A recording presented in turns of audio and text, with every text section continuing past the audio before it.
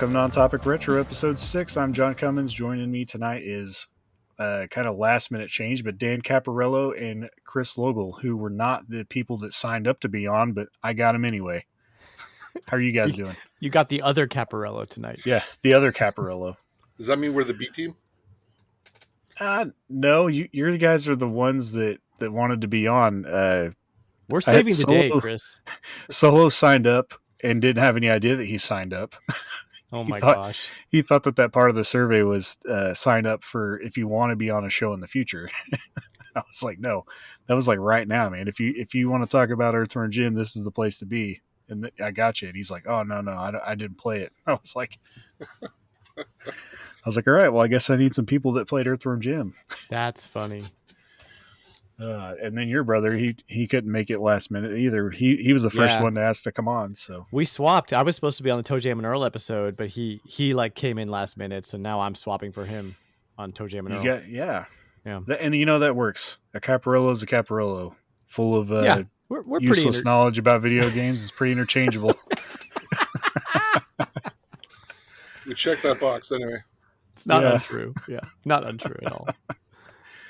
All right. Well, you know how it works. We're gonna talk about some experiences, and I'll let you guys go first, and then we'll talk about some of the experiences that we got from the Discord. So, Chris, why don't you go first? Oh man, I had a hard time going back and thinking about when I played this game the first time, but I'm thinking I had a Sega Genesis growing up, so I didn't play the Super Nintendo version until recently, and this feels like it was a rental. So this was a Blockbuster weekend rental, but it's a fun game and I really enjoyed it. I like the different platforming elements and I like the irreverent sense of humor. But I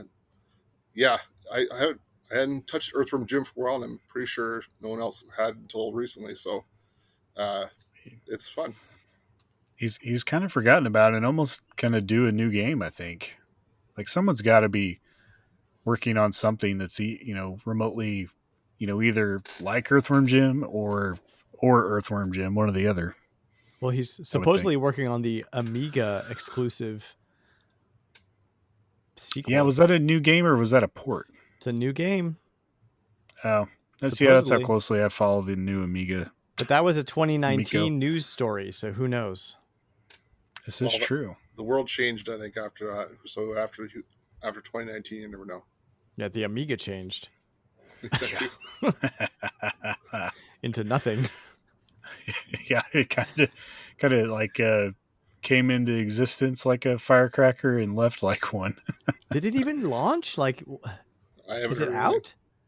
Well, I mean, like it's talk of its existence, like its prototype and its build and future of it. Like, can I go buy one or no? No, it's like on hold indefinitely right now. Gosh, what? In fact, like Jesse ordered one. Jesse from the Nintendo dads is like starting to be very doubtful that he's ever going to get one, and he's like the target audience for this. Yeah, like he's insane, man. Chris, did you play it recently? Did you go back to it, or you just? Yep, I've gone back to it. I think so. The Super Nintendo was on the expansion pack, it's just Super Nintendo on Nintendo Switch. So I put some time into it there. Like I said, I remembered how much fun I had with it growing up. And I also tried a couple of the other games. The first one, I mean, it's on emulation because I don't have the original copy. But I went back and played that too to get it to see what the difference was and what they had done to the sequel. Had fun with it changes. Yeah, it changes quite a bit. The first one's a bit hard to come by. The first one's like only available on the Sega Genesis Mini and on something else. What else? It's not a super expensive game like original hardware. Nah. So you could always get it that way. But I was going to ask Chris, how did you? So you felt it stacked up pretty well from what you remember as a kid? Yeah, it's fun. I like the different elements. Like you go from platformer to the, they're hard. Some of the levels I really struggle with, like the catching the dogs. and I ended up getting to the level with the bomb, and I either blew it up or got taken down by the pig. So it wasn't. That's where I kind of threw the towel.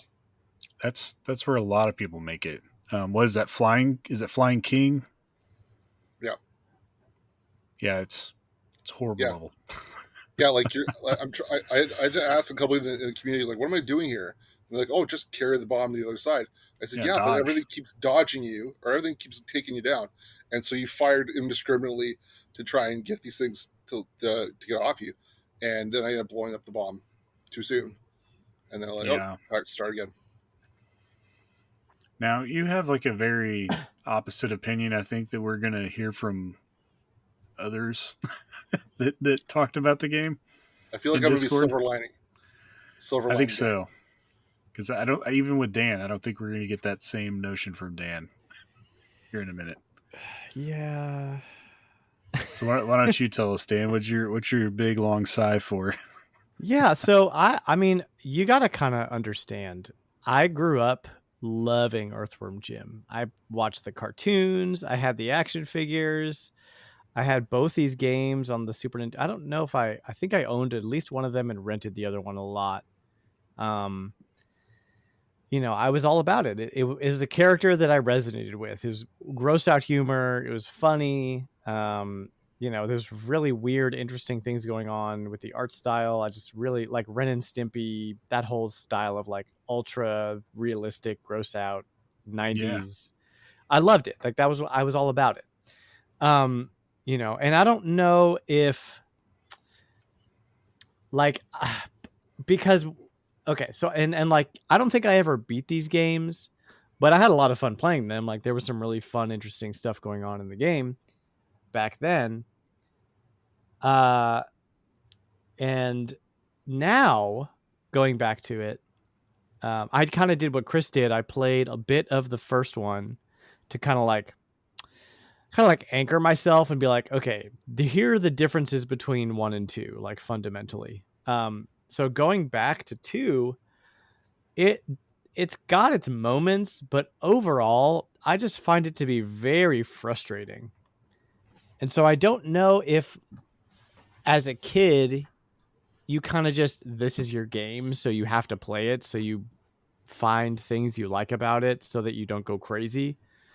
It's not like now where if I don't like a game, I've got a wall of games I can choose something I like from. It's like, no, you've got your 4 games for your Super Nintendo. So yeah, when you're a kid, you don't have 30 years of comparison to make to it when it came out. You're just happy to be playing a video game back then, right?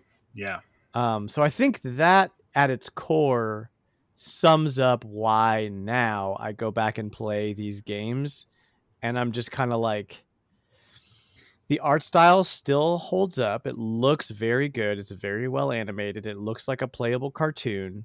The story and the characters are very endearing, and like I like all that, but I don't want to actually play these games. Like I don't want to pick up a controller and play the bomb level or the puppy level or play hell.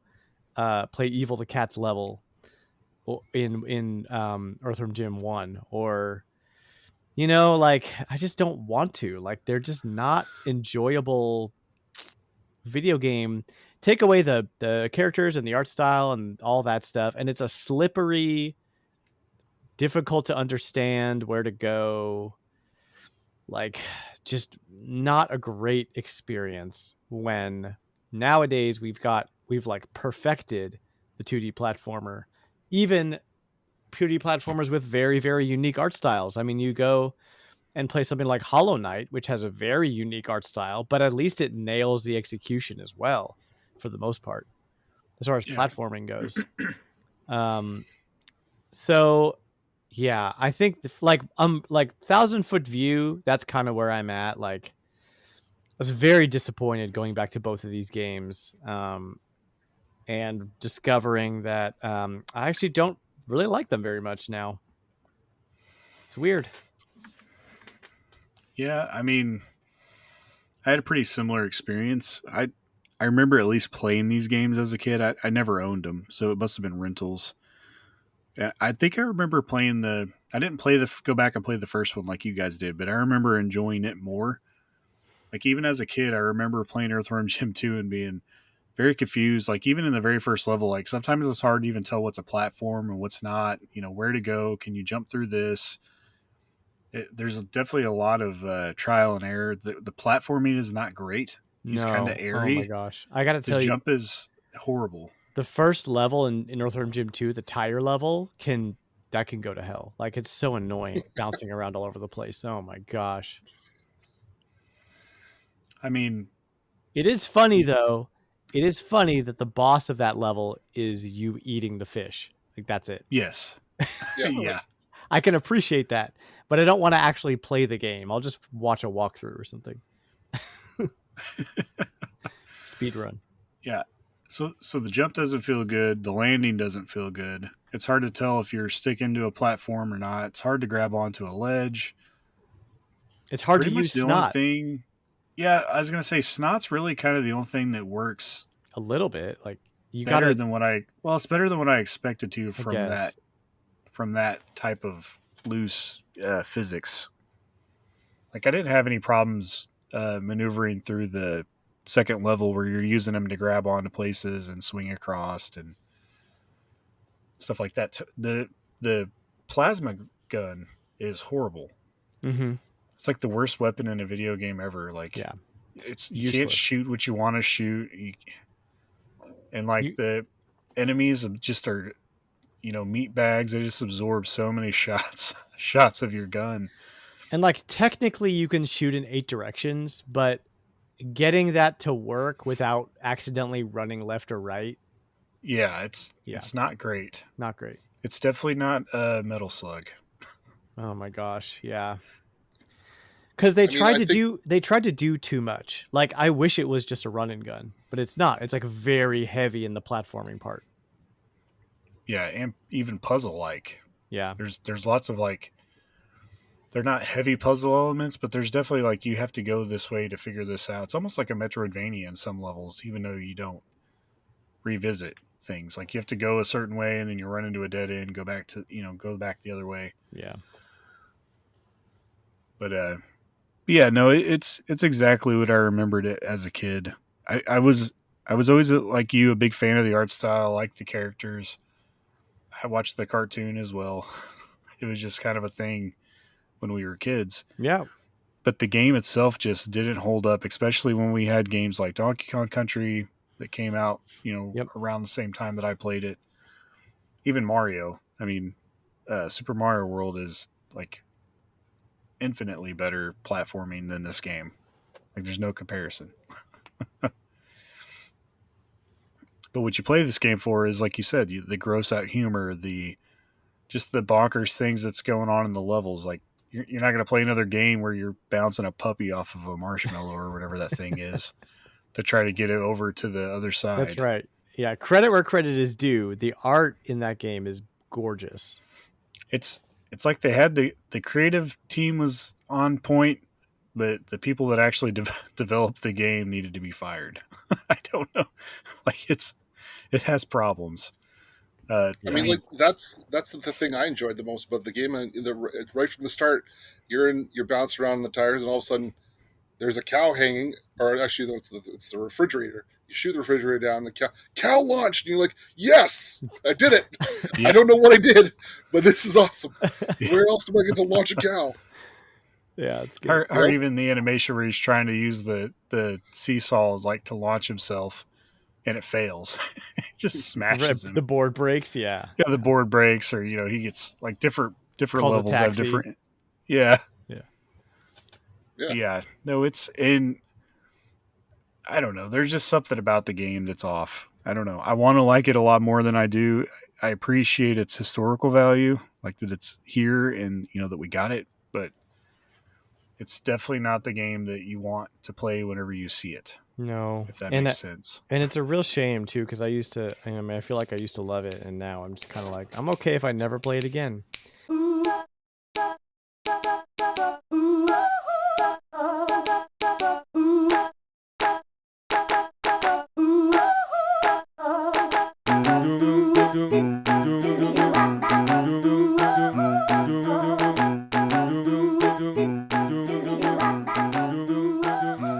Chris, you brought up the bomb level, the like balloon bomb level. That's where I stopped.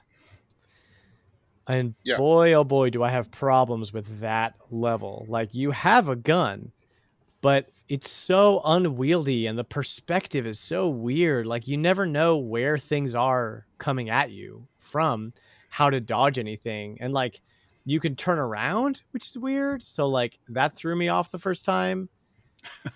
It's not on rails, but you're going in a diagonal.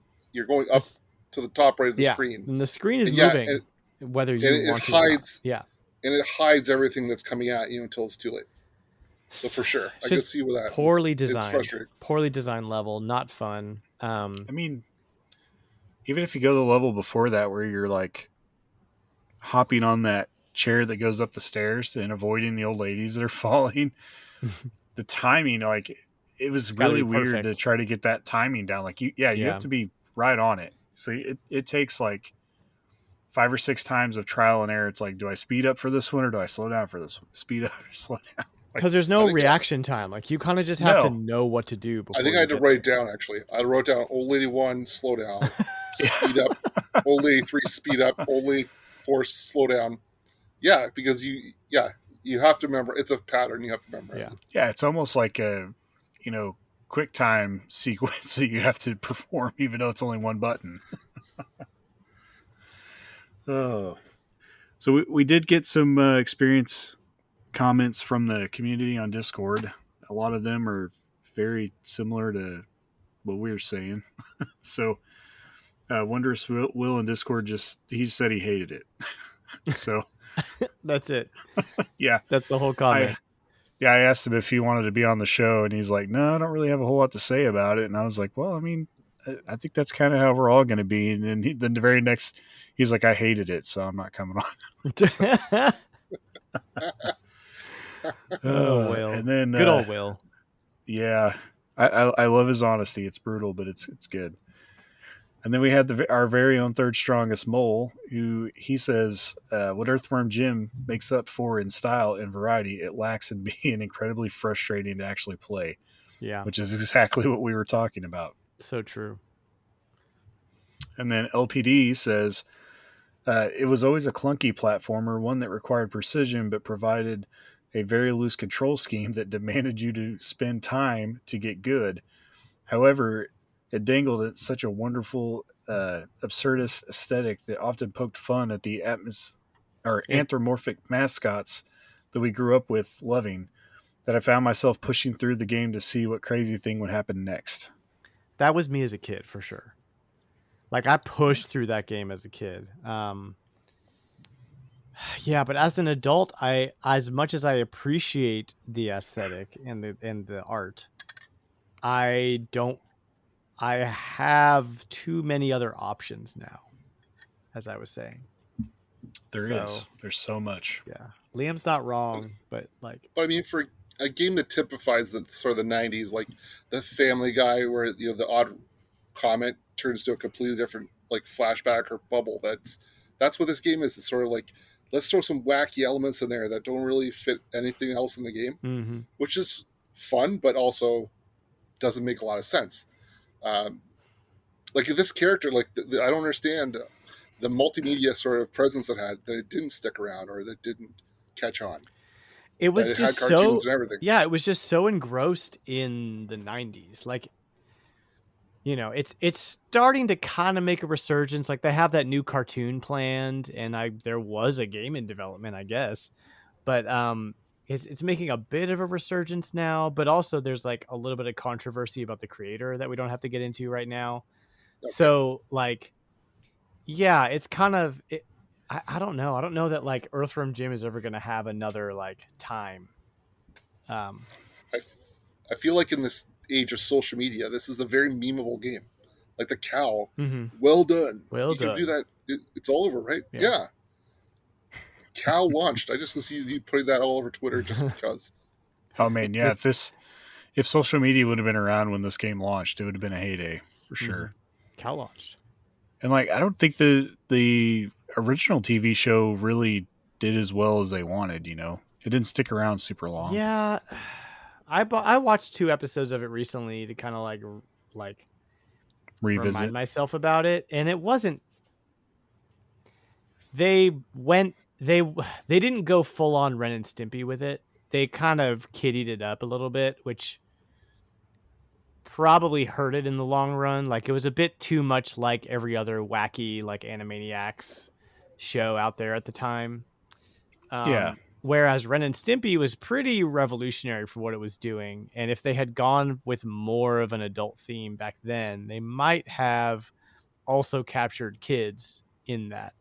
Instead, it kind of just was like, instead it was just like more Animaniacs, you know? Yeah. So the cartoon itself, I'm not a huge fan of, but the art and the story in the comics are very, very good, very endearing. So, I mean, I think they would want to be another Animaniacs, because Animaniacs was like gangbusters when we were kids. I think that's probably what they were going for. Yeah, I agreed with that. And like Ren and Stimpy was relatively new, but yeah, I don't know. It was not I don't know. I can't even put words to it. It should have had its own personality, but instead it was like too much like everything else. Yeah. And I mean, it's almost unfair to compare it to Ren and Stimpy because, Ren and Stimpy 100% knew what it wanted to be as a show.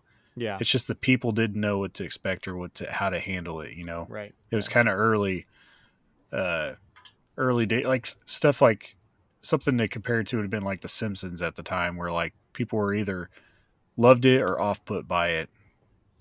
A little bit. Yeah. But that's Earthworm Jim. Like he's a weird character. I can see what Dan's saying. If you try to make it appeal too much to children and you don't really go for the gross out Ren and Stimpy humor, you're not really getting the point. Yeah. Because I mean, Ren and Stimpy was on Nickelodeon, but there was definitely like I remember my parents didn't really want me watching it, so. But didn't that make you want to watch it more? It's like, well, exactly. That's what I'm saying.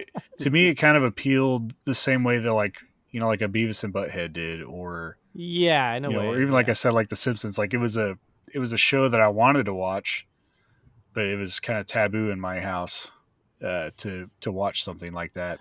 My brother would watch it. And I would to me, that's like why I liked Earthworm Jim, because it was taboo. Yeah, it was edgy. Like, that's what I wanted, but the cartoon was not edgy. Yeah, that's what we wanted the cartoon to be, but it just didn't quite get there. Just read the comics if you want another media source. Comics are great.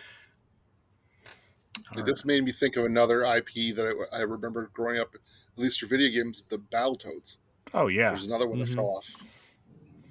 Oh man, Battletoads was a whole nother thing. It was planned to be a multimedia giant. Like they were trying to basically compete with the Ninja Turtles. Was the whole idea. Sorry, my dog hears somebody, so she's growling. Oh, it's okay. Yeah, so I think we've pretty well nailed out the experiences here. I think we're ready to talk a little bit about some of the game development and just general theming of the game. So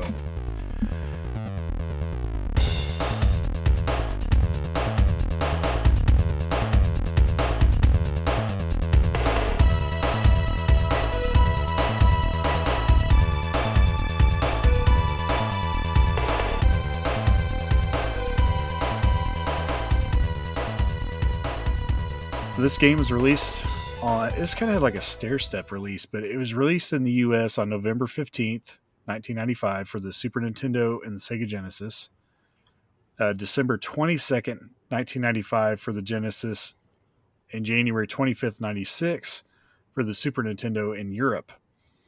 And then Japan wouldn't get it until September of 96 for both platforms. Wow. And then later it would get released for the Saturn, and then the PlayStation got a copy of it. So it's kind of like just stair step down, and it went everywhere. Yeah, it was on a lot of things. I was kind of curious, like how the PlayStation version would have played, or even Saturn, because Saturn was more of an arcade machine. I don't know what. Yeah, but Saturn did 2D very, very well. Yeah. Saturn did sprites very well. So I don't know if they did anything to the game to enhance it for the Saturn, but they certainly could have. Oh yeah, it could have definitely looked way better. More crisp. So fun fact, we were talking about Donkey Kong Country earlier, which is my favorite Super Nintendo game. That game, the original Earthworm Jim, came out a month before Donkey Kong Country. So and probably got destroyed. If I have both of those games in front of me, like heck yeah, I'm playing Donkey Kong Country no matter like what. And then 2 just surpassed everything 1 did critically. So yeah, that's rough going for Earthworm Jim. I was gonna say Donkey Kong Country 2 would have been like also around like 95, 96, yeah, right? I think they did one every year, if I remember correctly. 94, 95, 96. Are you sure? Yeah, you're probably right. I thought 3 was a little bit later because wasn't the N64 already out when it released? Yeah, but the N64 was 96, right? So true. 94. Well, I thought it was it late 96 though, like September, or when was the N64 released? I don't remember. I don't know what month it was released. Yeah, just trying to put a timeline together. So yeah, okay. So Donkey Kong Country, yeah, it was 94, 95, and 96. They were all released in November. Crazy. So yeah, this game released in November and would have been competing with Donkey Kong Country 2. And N64 was was it September? March of 97? No, that's September of 96.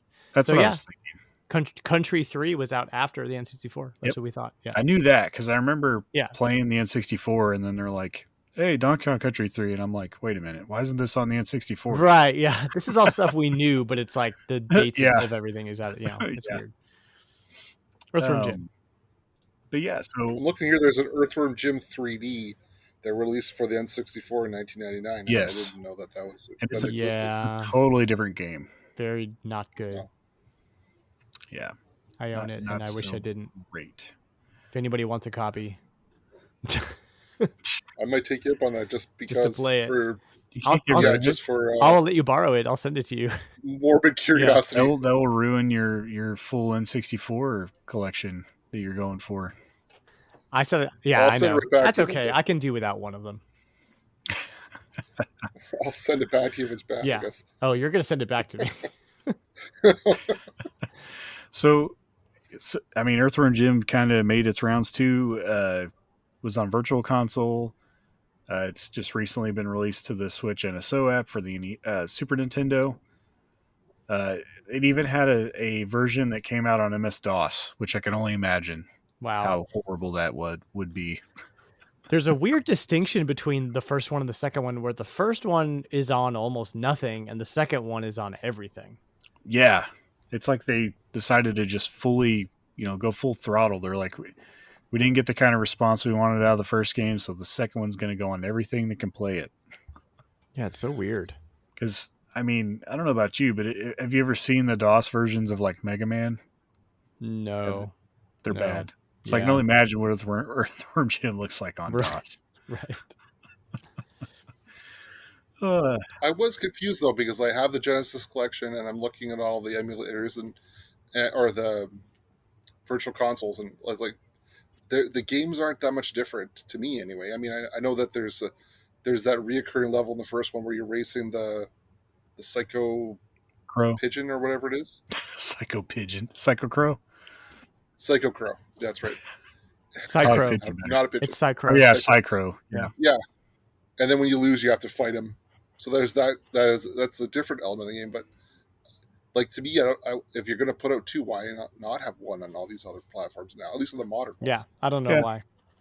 I like 1 better now. Like after playing both of them back to back, like 1 feels a bit tighter. Like they didn't do as much, but it like just made the whole experience a little bit more well-rounded. And the like shmup levels are actually fun. Like I was playing the first, I was playing the second just before we started, and I'm in the second level where I'm shooting all the dirt to maneuver around the platforms. I'm thinking like this seems like a really wasted opportunity not to be the worm. Yeah, I'm literally digging in the ground. why am I shooting things when I'm and a then worm? The next level, you're not even a worm. You're a salamander. Right? Yeah. This is true. So weird. So, as we're saying, that this is obviously the sequel to Earthworm Jim, and it's developed by its original creators, Doug TenNapel and David Perry. And like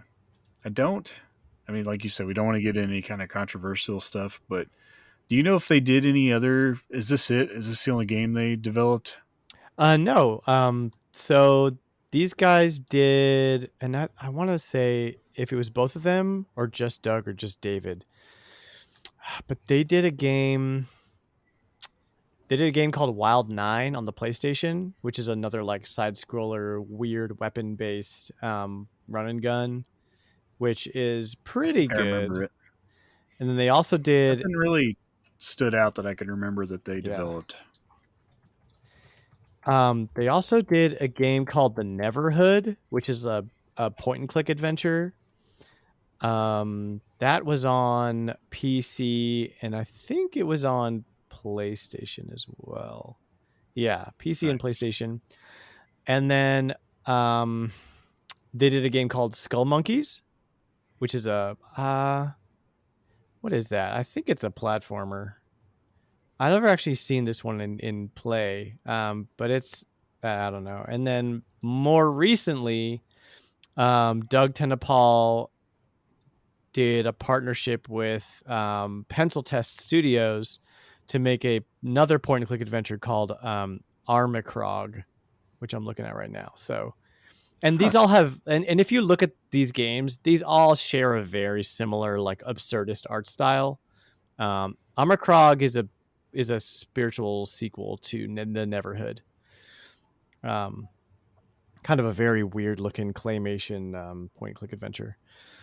Nice. And none of these games are bad in any sense of the word. But they're all kind of like, oh, this is an interesting idea, but didn't fully like capture what they were going for. I feel like they didn't quite get like the mass appeal that Earthworm Jim did. That's like a mass media property, multimedia property. Nice. Yeah, I was curious. I forgot to look it up before we hopped in here, and I'm just glad you had that right off your head. Yeah, I had to look up one or two things, but a lot of that stuff I've looked up before because I was so interested in Earthworm Jim. I would try to find like, oh, well, what else is like this? But there isn't more Earthworm Jim. Wild 9 probably comes the closest. If you're looking to scratch that Earthworm Jim itch. I have to take a look into that one to see what it's all about. Yeah. So, I don't have any real good details. There wasn't a whole lot around the development of the game, like anything crazy that happened or nothing that I could really find that was jumped off paper, to talk about. So yeah, we're going to go ahead and move on to the story, which is it's not a very thick plot to this one. But arguably some of the best parts of this game are just characters, story, weird. Exactly. Yeah. The designs are just bananas.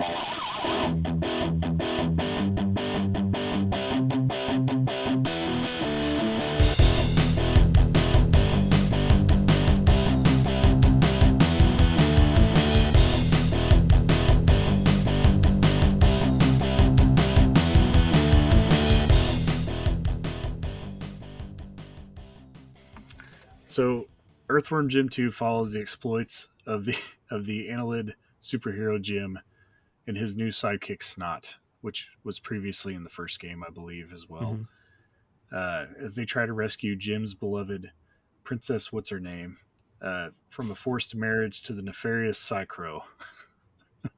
While chasing Psychro across the universe, Jim comes across the summer homes of a number of villains from the first game, including Major Mucus, Evil the Cat, Bob the Killer Goldfish. All the normal bad guys from the original game make return appearances, and it's just crazy. Like like you said, all the little sequences that you get to see in between levels or at the end of levels are amazing. to tell the story. And like you said, even the goldfish is like you're just like, oh, you just eat them real quick and it's over.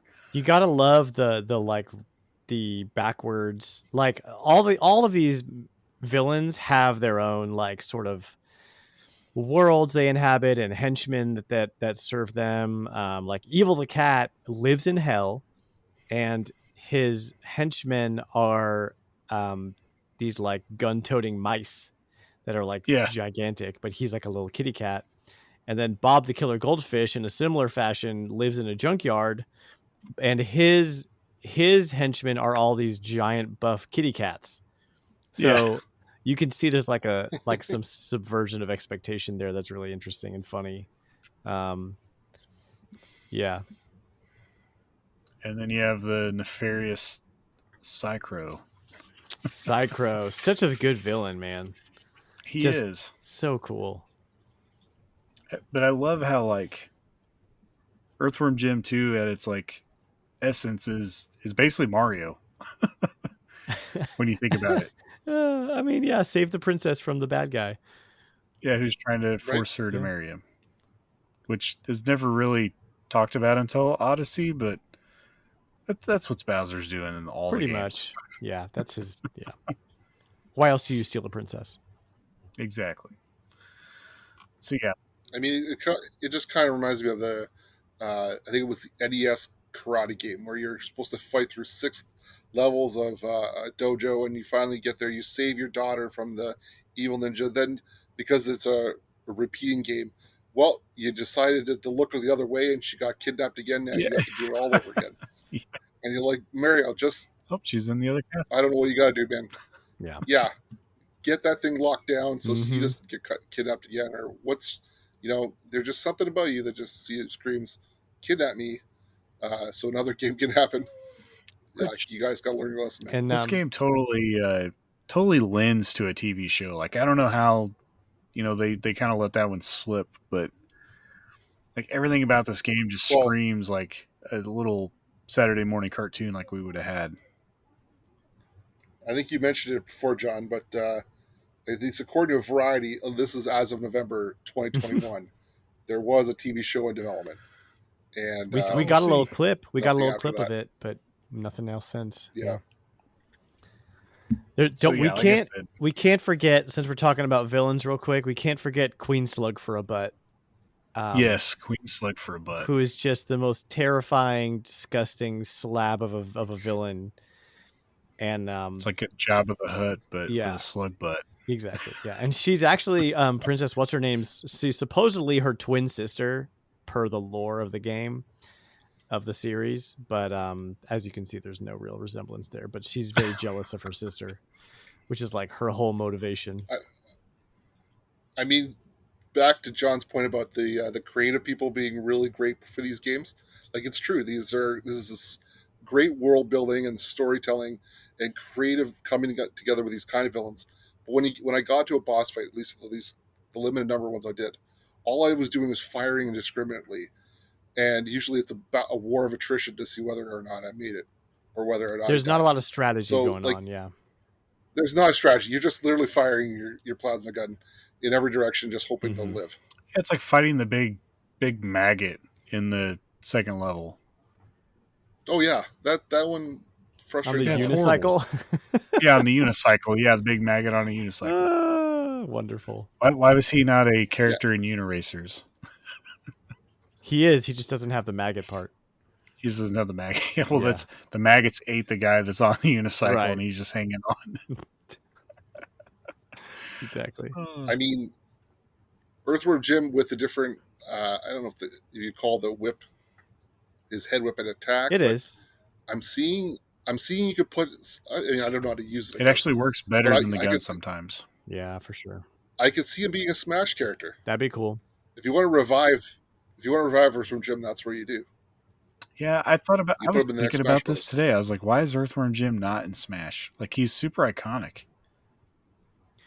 I think that most bigger projects are probably going to omit Earthworm Jim. Well, moving forward now, but because of the controversy now. Why wasn't Earthworm Jim put in like Brawl or something? Yeah, I mean, like, we love him, but he's not Sonic, or like Snake. That's true. His games stopped. So I don't question why he was always a multi-platform, character. Yeah, I mean, so I could see that. It just, I can't remember his name, but from Bionic Commando, I still want him to be in Smash.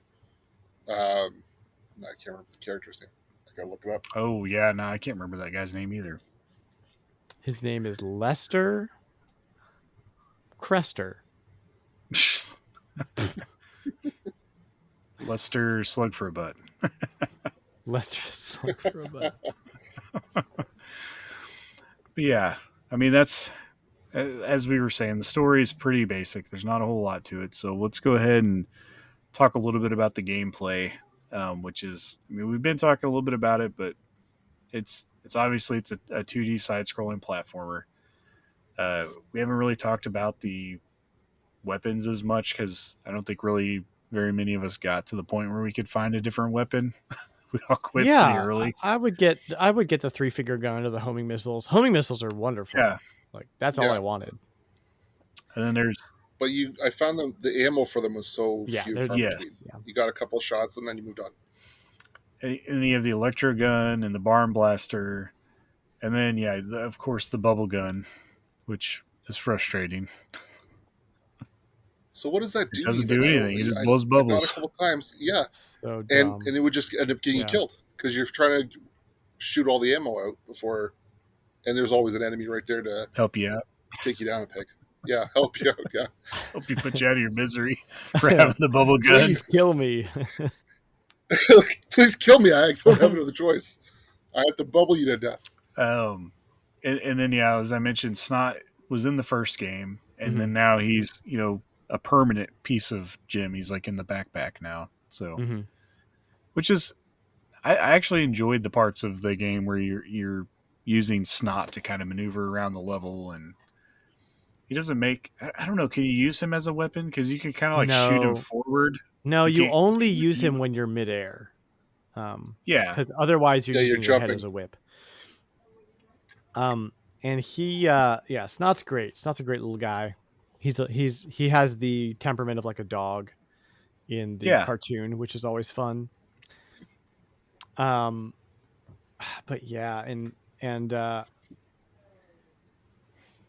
and then it's interesting. The like in the cartoon, Peter Puppy's like straight up sidekick material. Yeah, and then in the cartoon, he's in like one level. And he legit like mauls you. So the teeth are just like, that's all you see is the teeth. All over the place. But I and then I just put a few notes how I felt about the gameplay. Jim is very sloppy. Yeah, the plasma blaster is very inaccurate. It's hard to hit. It always frustrated me that you can't see your projectiles. Yeah, you can't see where they're going. It just hits or it doesn't hit. It misses. Yeah, I found you had to rely on the audio cues a lot for whether or not, like, you just start firing anywhere, and the ricochet was always like, okay, I got him now. Yep. Especially for bosses. Fire in that direction. Yep. And then I also put down that Snot works okay. He's like the best, like, functional part of Jim's toolkit. I feel like when he works well, but there were many times where I had to like redo entire sections because Snot wasn't cooperating. It didn't latch on or whatever. Yeah, like you just didn't jump right. And see, that's my thing, is like when I did something wrong, I could never tell what I did wrong. I was like, I don't like that frustrated me. Yeah, excuse me. I know there's like some parts of the levels that had signs, which I appreciate, or like it'll come up and tell you on the screen, like, hey, use Snot. This is how you, like, at the beginning of the game. That was pretty nice. I wasn't expecting that. Because I literally got to a part where I was like, what do I do now? I can't figure this out. And then it like flashes up there. It's like, hey, do this. Or whatever. Because there's lots of parts in the game that aren't very explained. But every once in a while you do get a little like text cue of what to do. Yeah, for sure. Did any of you guys try any of the cheat codes? No, I didn't know they existed before I decided to quit. So yeah, there's a plethora of cheat codes for this game. Everything from play whatever level you want to having extra lives, infinite lives, invincibility, infinite ammo. Start the level with whatever gun you want. I mean, you name it. There's basically a cheat code for it.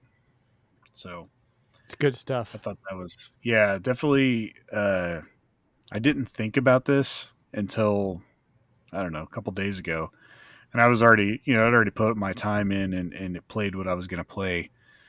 But once I found that out, I really meant to go back, and so I'll have to do that. I might do that later tonight or tomorrow sometime, and just put on the invincibility cheat code and just see what it's like to go through a bunch of these levels, because you could choose I might just head to the next level after Flying King and mm-hmm. and then just start from there and go, which is very nice.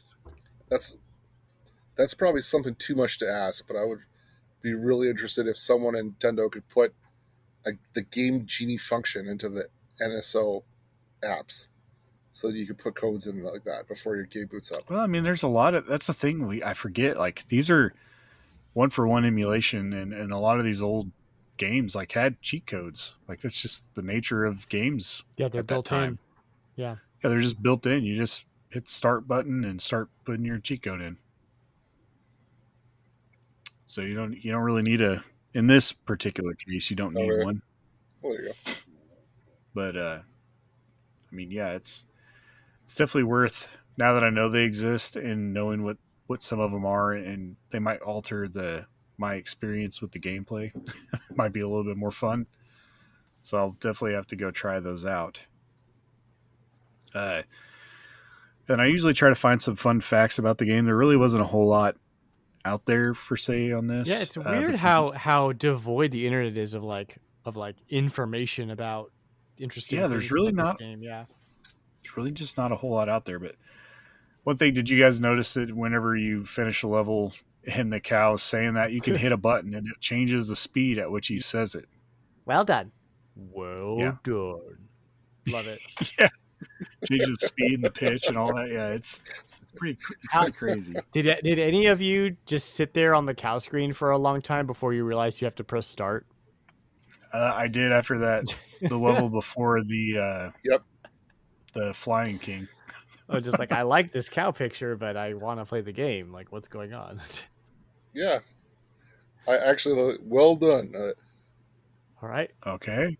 Thanks. Now, I mean, moving on. Can we keep going? Let's go. Yeah, I kept hitting A, and I was like, "Why is he repeating it?" Like, and I tried B, and he said it differently. I'm like, "Okay." Oh, that's funny. Yeah. I was like, one of these buttons has to get us out of here. Trying all of them. But yeah, that was really the only fun facts. I mean, other than I just told you about the cheat codes, I guess that could have been part of the fun facts, but it was fun. And they don't seem like they're too difficult to put in. Like, it's not time based. You just kind of throw them in there real quick. But definitely do it. Drop them in Discord. Go back. I mean, if you're not using the cheat codes, all you're going to do is watch a video just so you can experience the game. So why not? Yeah, no, I'm not one of those people that, I mean, if you use cheat codes, that's how you want to play. It's available. You're not breaking the game, or I don't know. I don't have any hard feelings for anybody that's using cheat codes. Yeah, who cares? Break the game. It's a 20-year-old game, for crying out loud. Plus 30-year-old game. Just go have fun with it. And who cares? Have fun. Go break the game. I remember playing GoldenEye with buddies, and some of my friends would be like, "Yeah, let's do the double guns, having an AK in each hand and big heads and all that stuff." And then I had other friends that were like, "We're not playing with that stuff. We're purists. We're just going to play it how it was intended." Oh, whatever. And I'm like, yeah, that's what I was like. No, it's not as fun. There's nothing like breaking GoldenEye with a bunch of proximity mines and rocket launchers. Like, you could bring the frame rate down to like 5. I know. Break the game. Have fun. Yes. That's the point. Yeah, enjoy it. Well, and as I kind of predicted, this show's going to be a little bit on the shorter side compared to what we normally do, but that's just fine. There's really not a whole lot of content. We've kind of stretched it out and talked about everything that we could think of. So we're going to head towards the outro. This is a weird, rare. I just want to say one more thing. This is a weird, rare case where my memory of a game doesn't hold up. Like, there are times where I play a game that I liked as a kid and I'm like, oh, yeah, I mean, I liked this when I was a kid. It's still kind of fun, but like, I get why I liked it. Like, I don't know what I was thinking as a kid, because this game is broken. Like, there's not a lot to love here other than the art style, No. So I must have just been so enthralled with the character that I rose-colored goggles my way through it twice. So, I mean, as much as I enjoy it, I'm trying to be silver lining. I think I also had a little more nostalgia for the game than when I went to play it and actually remember what playing it was like. I don't know that I'll ever go back to it now. It's fine living in my memory as a fun game. It might have been better off staying in your memory and not revisiting it. Exactly. Let's just stay back there. It's fine. So I think we've given our final words on this game.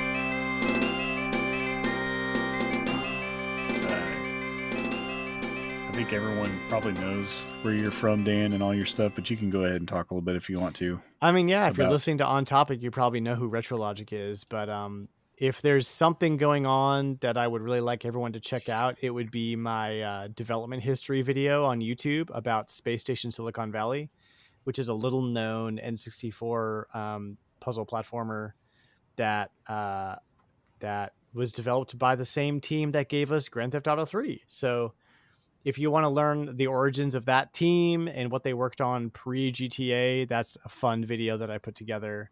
It's a bit travel vloggy. So if you're interested in listening to weird video game history while I travel, then I've heard people like it, so I'm going to keep doing it. I'm working on my next video now, which I don't know when it's going to be out. These things take a while, but just look forward to that. But yeah, head to YouTube, to the retrologic channel, and look for it. It'll be right there. Definitely go watch it. It's really good. I enjoyed watching it myself. Yeah, thanks. Chris, are you going to do any? Yeah, I was going to say this might be the first time. I got a quick plug. I just recorded my first look for the Nintendo Dads. I did a first look of the Switch game Bush Hockey League. Oh yeah! So if you're a hockey fan, it's a fun, super violent 1970s minor league hockey game. Lots of violence, lots of hockey action there. But yeah, go to the Nintendo Dads YouTube channel and it's there. I want to thank Tim. Neoprime33 for putting that together for me. Tim. But yeah. Love Tim. Better watch out, Chris. That's a slippery slope. That's how you get started. And then it blows up, and next thing you know, you're making all kinds of things. We'll see. Nintendo Dads turn us into content creators. It's not a far stretch from the truth. I mean, I think we kind of wanted to get there ourselves, but I know, yeah, they gave us the push, so that's right. We owe a lot to them. Awesome. Yes. Yeah, I'd want to say thank them for giving me a chance definitely. to put that together. It was Love fun. Next thing you know, you'll have 100 first looks that you've done, and you don't even remember doing them all. Yeah. Well, I've got a little bit of a limited scope because I'm the sports guy. Yeah. So we'll see where that goes. That's just for now, though. Like, next thing you know, you'll be Employee of the Month. 7 years running, doing all kinds of random first looks for these guys.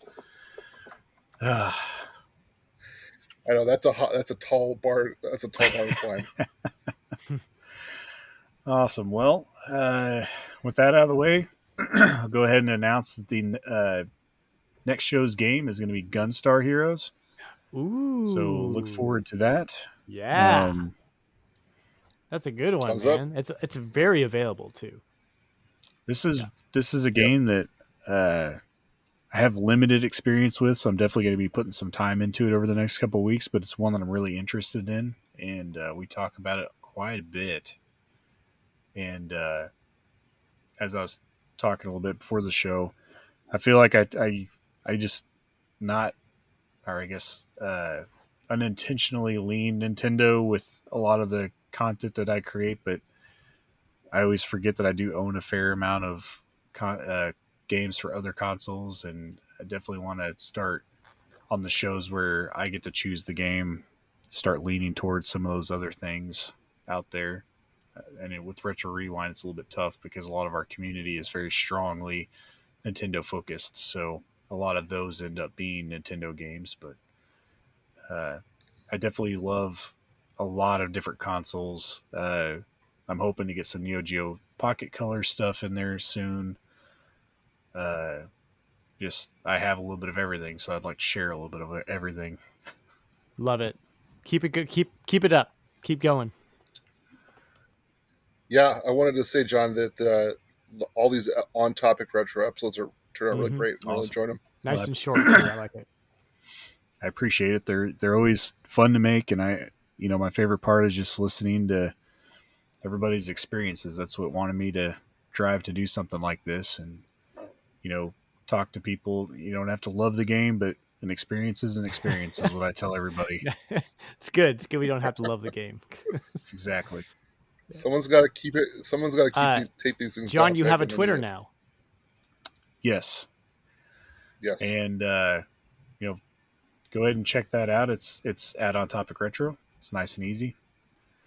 I'll be posting things as I'm playing through games, and probably post some of my collection stuff, hauls. I do repairs on gaming consoles and just different things.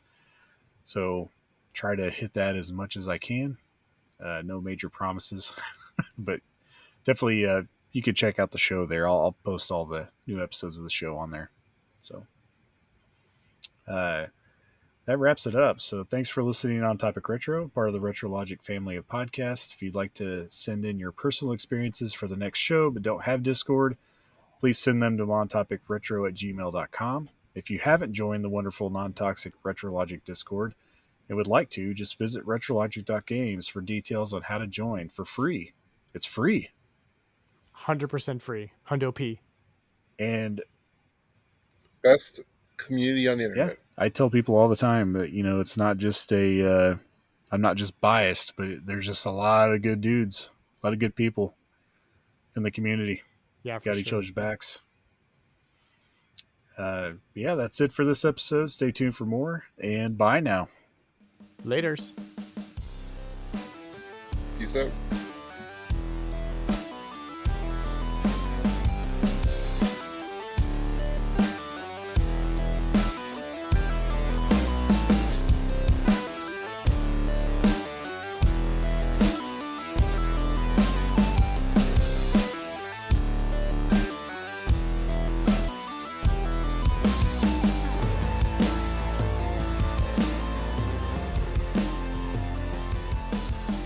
Nice. Yeah, that works. Everybody looks like they're coming in good. Somebody's gonna meet Boopy Doopy Zoop. How do I look? Good. All right. Did you like my song?